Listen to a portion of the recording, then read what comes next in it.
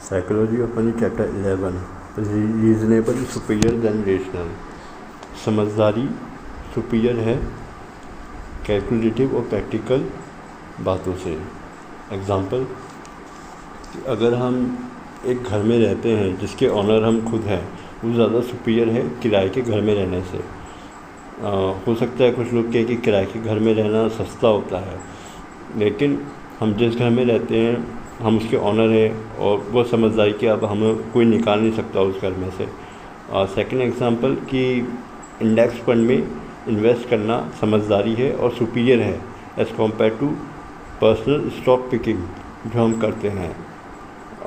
Morgan ऐसा कहते हैं कि क्योंकि हो सकता है पर्सनल स्टॉक पिकिंग में हम ज़्यादा जल्दी अमीर बने, लेकिन उसमें रिस्क होता है। तो और थर्ड एग्जांपल कि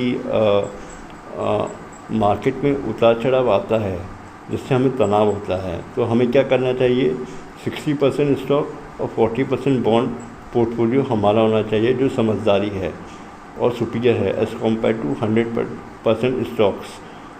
तो जो एक वन लाइनर में जो कंक्लूजन मुझे लगता है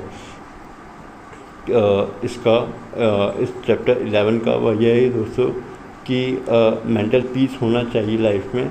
और मेंटल पीस तभी आता है कि जैसे वॉरेन बफेट हैं, वो कैश इन हैंड रखते हैं, तो ये समझदारी है कि लाइफ कभी भी कोई बात होगी तो वो उसे यूज़ करते हैं। प्रैक्टिकली ये गलत होता है, लेकिन मॉर्गन कहते हैं कि कैश इन हैंड रखना सही है और समझदारी है, और वॉरेन बफेट भी ऐसा करते हैं। और तो वन लाइनर में जो कंक्लूजन चैप्टर 11 का मुझे लगता है दोस्तों, वो है कि हमें वह करना चाहिए जो हमारी लाइफ के लिए सही है, ना कि वो जो कैलकुलेटिव और प्रैक्टिकल रूप से हमें सही लगे। Thank you.